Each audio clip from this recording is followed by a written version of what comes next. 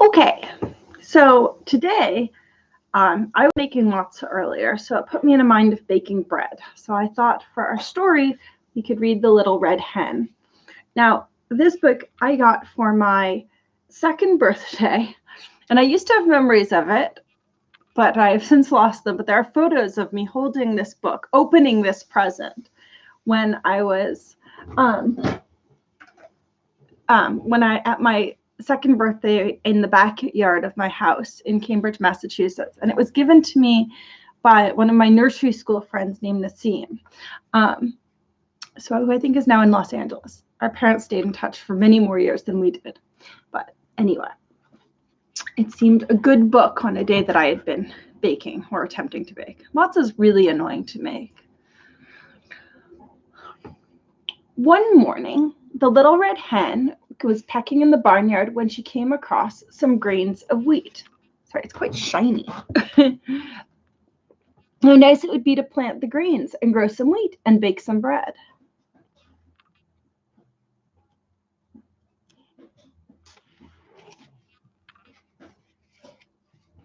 So the little red hen gathered up the grains of wheat and said, "Who will help me plant this wheat?" "Not I," quacked the duck. "Not I," meowed the cat. "Not I," grunted the pig. So the little red hen planted the grains of wheat by herself.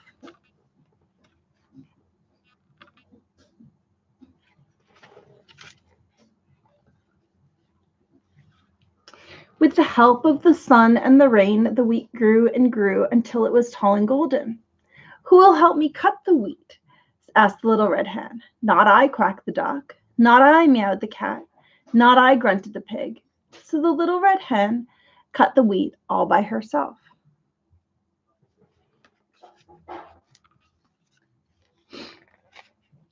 "Who will help me take the wheat to the mill to be ground into flour?" asked the little red hen. "Not I," quacked the duck. "Not I," meowed the cat. "Not I," grunted the pig. So the little red hen carried the wheat to the mill by herself.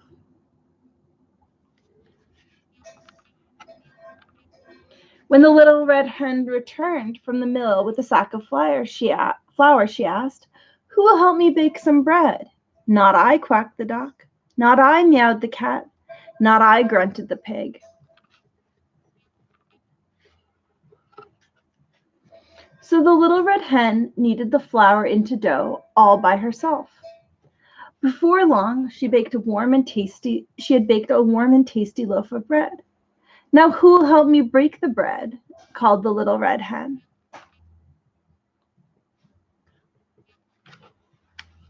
"I will," quacked the duck. "I will," meowed the cat. "I will," grunted the pig.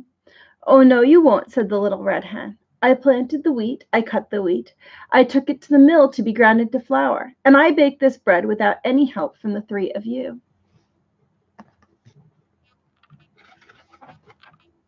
Then the little red hen took a bit of fresh butter and sat down under a shady tree and ate the whole loaf of bread all by herself. And there's a wonderful version of this sung by Melvina Reynolds. I'll see if I can find it and post it in the comments if you've never heard it. All right, the Phantom Tollbooth.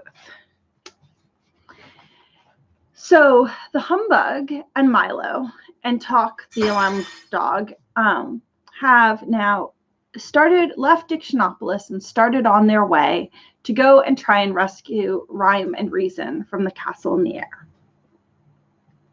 Chapter 9. It's all how you look at things.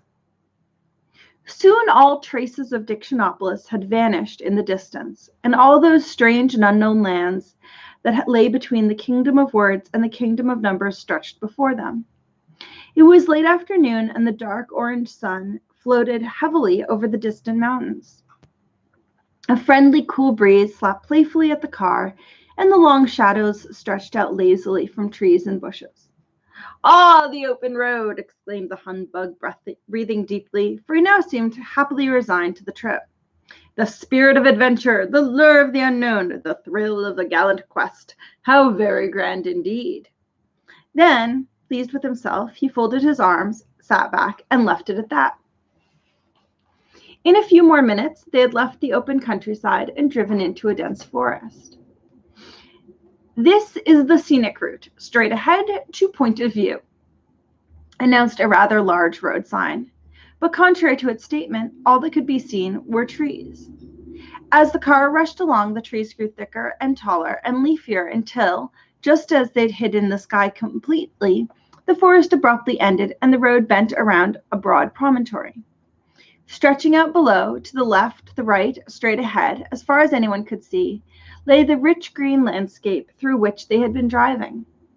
"Remarkable view," announced the humbug, bounding from the car as if he were responsible for the whole thing. "Isn't it beautiful?" gasped Milo. "Oh, I don't know," answered a strange voice. "It's all about how you look at things." "I beg your pardon," said Milo, for he didn't see who had spoken. "I said it's all in how you look at things." Milo turned around and found himself staring at two very neatly polished brown shoes. For standing in front of him, if you can use the word standing for anyone suspended in midair, was another boy just around his age whose feet were easily 3 feet off the ground.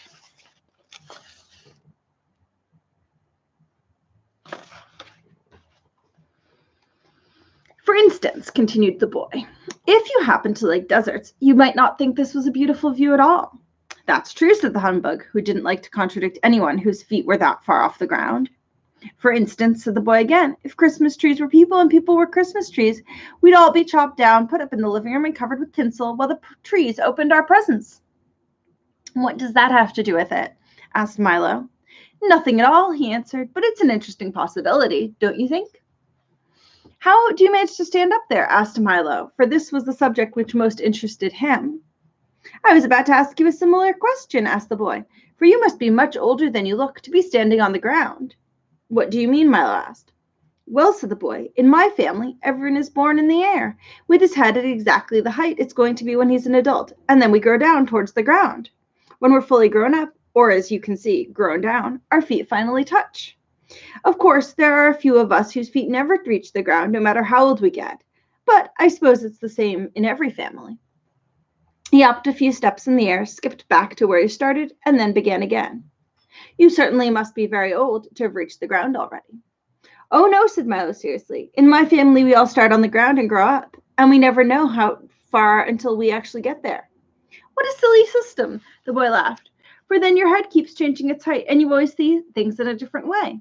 Why, when you're 15, things won't look at all the way they did when you were 10, and at 20, everything will change again." "I suppose so," replied Milo, for he'd never really thought about the matter.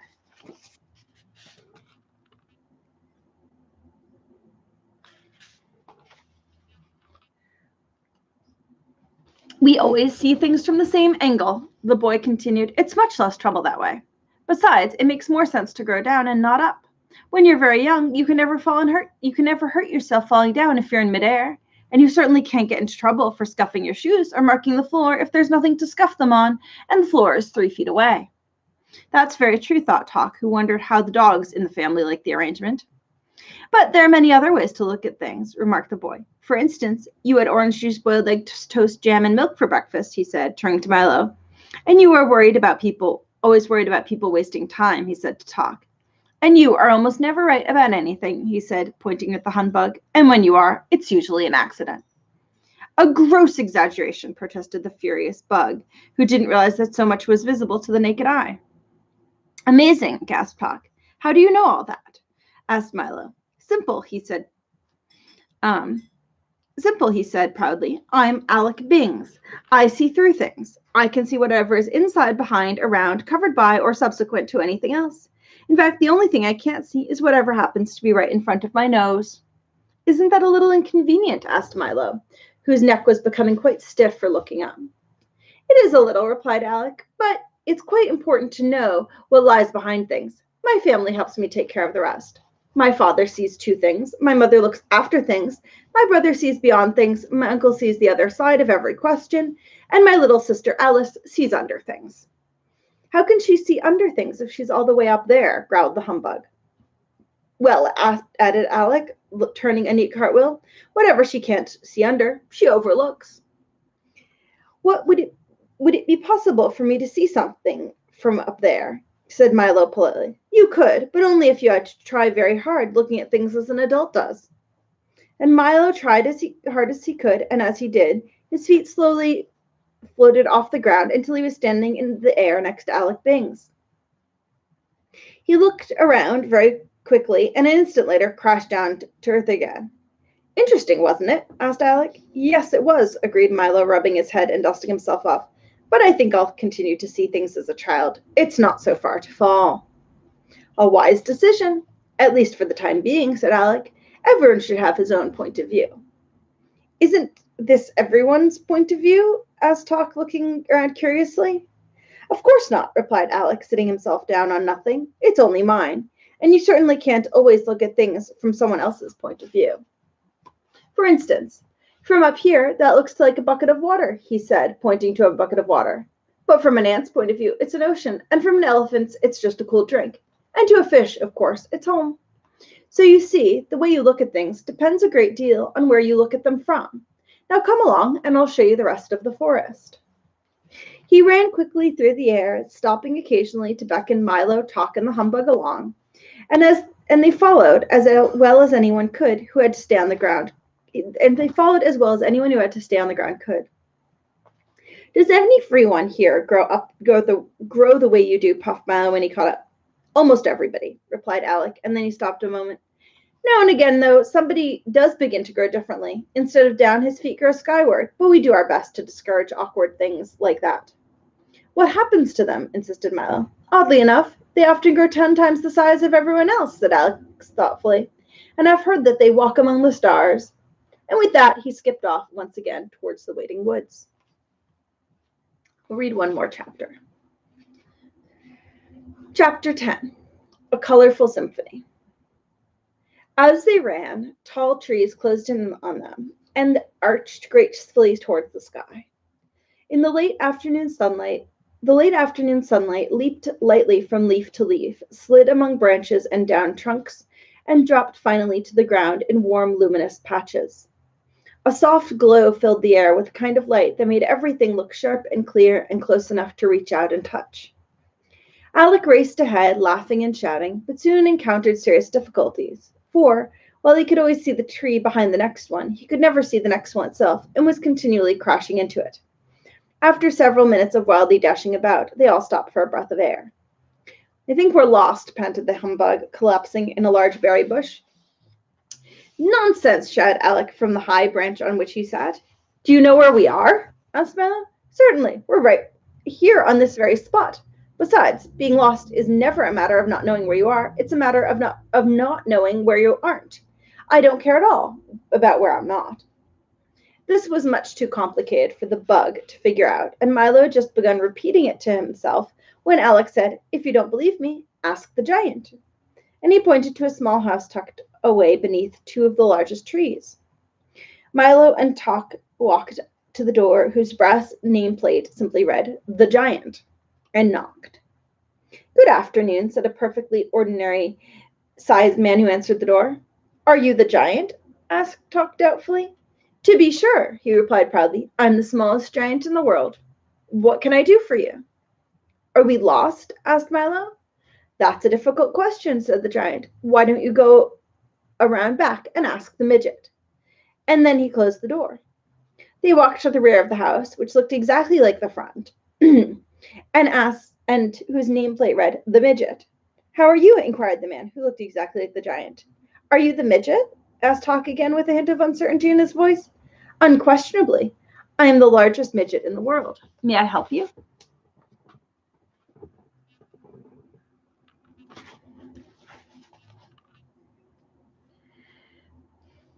Do you think we're lost? Repeated Milo.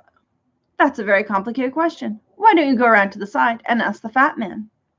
The side of the house looked very much like the front and the back, and the door flew open the very instant they knocked. How nice of you to come by, exclaimed the man who could have been the midget's twin brother. You must be the fat man, said Tock, learning not to count too much on appearance. The thinnest one in the world, he replied brightly. But if you have any questions, I suggest you try the thin man on the other side of the house. As they suspected, the other side of the house looked the same as the front, the back, the side, and the door again was answered by a man who looked precisely like the other three. "What a pleasant surprise!" he cried happily. "I haven't had a visitor in as long as I can remember." "How long is that?" asked Milo. "I'm sure I don't know," he replied. "Now, pardon me, I have to answer the door." "But you just did," said Talk. "Oh, yes, I'd forgotten." "Are you the fattest thin man in the world?" asked Talk. "Do you know one that's fatter?" he asked impatiently. "I think you're all the same man," said Milo emphatically. "Shh," he cautioned, putting his finger to his lips and drawing Milo closer.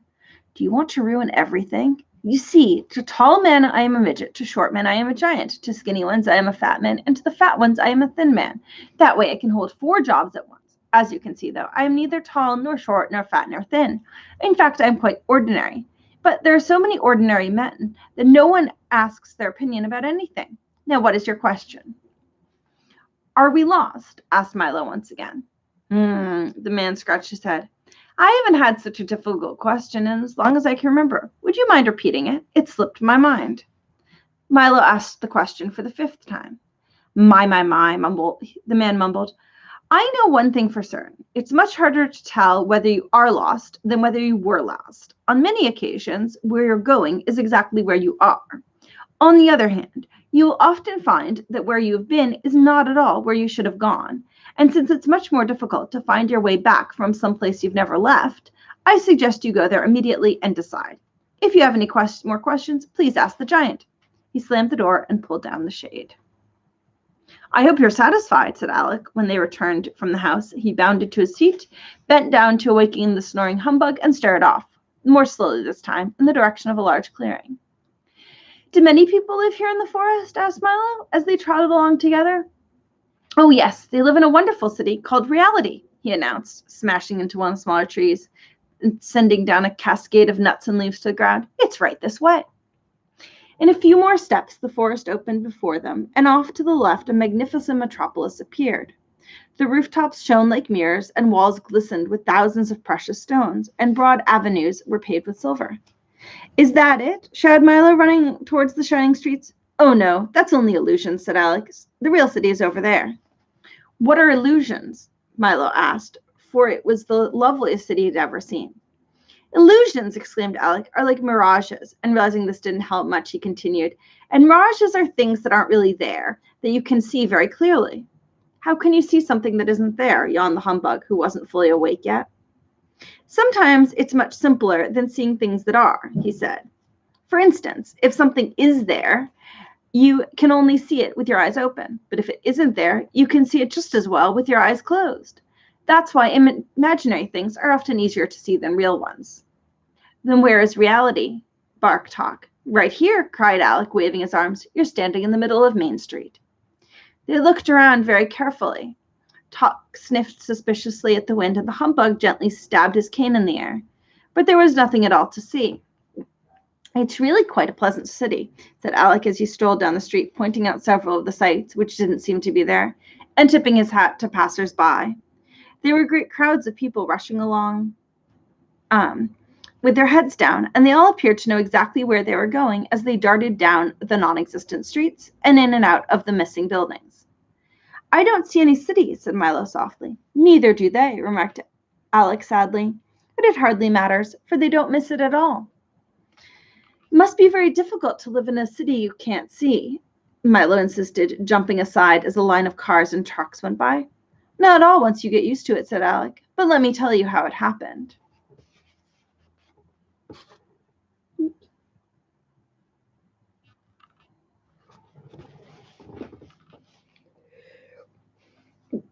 And as they strolled down the bustling and busy avenue, he began.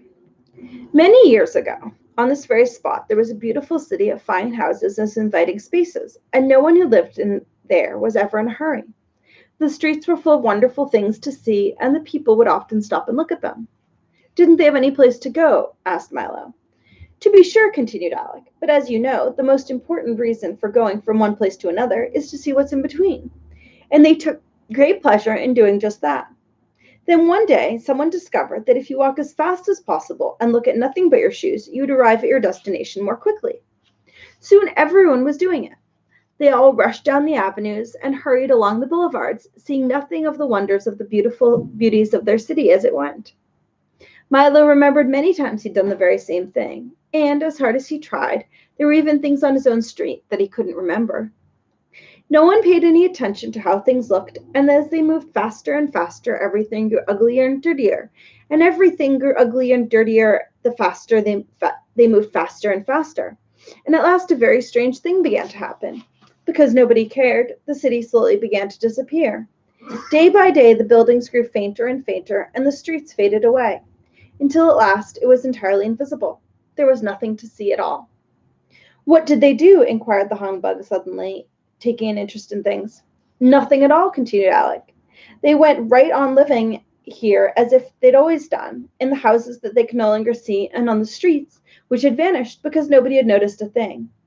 And that's why the way they have lived to this very day. Hasn't anyone told them? Asked Milo. Doesn't do any good, Alec replied, for they can never see what they're in too much of a hurry to look for. Then why don't they live in illusions? Suggested Humbug. It's much prettier. Many of them do, he answered, walking in the direction of the forest once again. But it's just as bad a place to live, where what you do see isn't there, as it is to live in a place where what you don't see is. Perhaps someday you can have a city as easy to see as illusions and as hard to forget as reality, Milo remarked. That will happen only when you bring back rhyme and reason, said Alec, smiling, for he had seen right through Milo's plans. Now let's hurry, or we'll miss the evening concert. They followed him up a flight of stairs, which couldn't be seen, through a door which didn't exist. In a moment they had left reality, which is sometimes a hard thing to tell, and stood in a completely different part of the forest. The sun was dropping slowly from sight, and the stripes of purple and orange and crimson and gold piled themselves on top of distant hills. The last shafts of light waited patiently for a flight of wrens to find their way home, and a group of anxious stars had already taken their places. Here we are, cried Alec, with a sweep of his arm. He pointed towards an enormous symphony orchestra. Isn't it a grand sight? There were at least 1,000 musicians ranged in a great arc before them. To the left and right were the violins and cellos, whose bows moved in great waves, and behind them, a numberless profusion of piccolos, flutes, clarinets, oboes, bassoons, horns, trumpets, trombones, and tubas were all playing at once. At the very rear, so far away that they couldn't hardly be seen, were the percussion instruments. And lastly, in a long line up one side of a steep slope, were the solemn bass fiddles. On a high podium stood a conductor, a tall, gaunt man with dark, deep-set eyes, his thin mouth placed carelessly between his pointed nose and his long, pointed chin. He used no baton, but conducted with large, sweeping movements, which seemed to start at his toes and work slowly up through his body and along his slender arms, and end finally at the tips of his graceful fingers. Here's the conductor. I don't hear any music, said Milo. That's right, said Alec. You don't listen to this concert. You watch it. Now pay attention. As the conductor waved his arms, he molded the air like handfuls of soft clay, and the musicians carefully followed in his every direction. What are they playing? Asked Talk, looking up inquisitively at Alec. The sunset, of course. They play it every evening about this time. They do? Said Milo quizzically. Naturally, answered Alec. They also play morning, noon, and night, when of course it's morning, noon, or night. Why, there wouldn't be any color in the world unless they played it. Each instrument plays a different one, he explained, and depending, of course, on what season it is or how the weather is to be, the conductor chooses his score and directs the day. But watch, the sun has almost set, and in a moment you can ask the Kuroma himself. Here's the orchestra.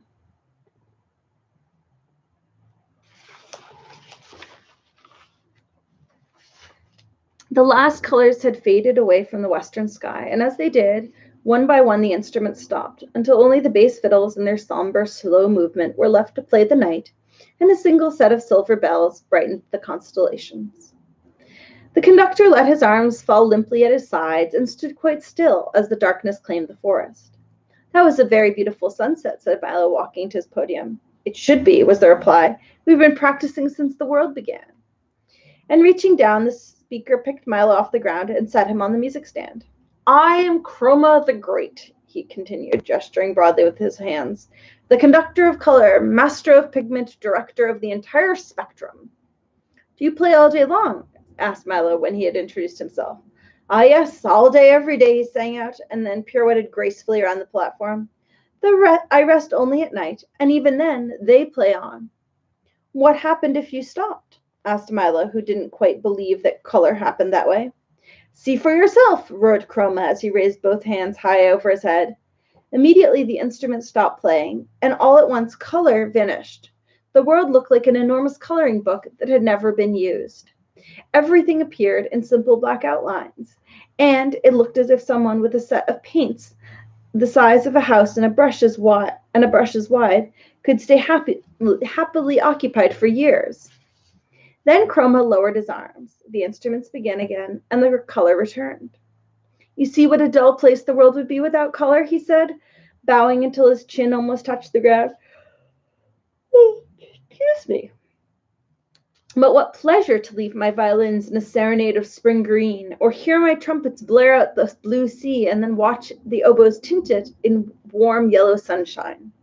The rainbows are the best of all, and blazing neon signs and taxicabs with stripes, and the soft, muted tones of a foggy day. We play them all. As Chroma spoke, Milo sat with his eyes wide open, and Alec, Talk, and Humbug looked on in wonder. Now I must get some sleep, Chroma yawned. We've had lightning, fireworks, and parades for the last few nights, and I've had to be up to conduct them, but tonight it's sure to be quiet.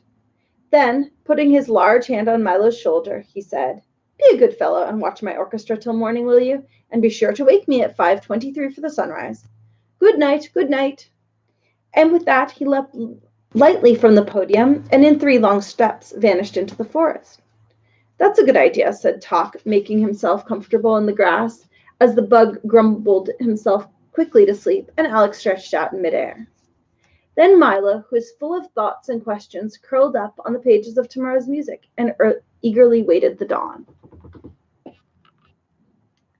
And that is where we will leave it until tomorrow. Have a lovely afternoon. Bye.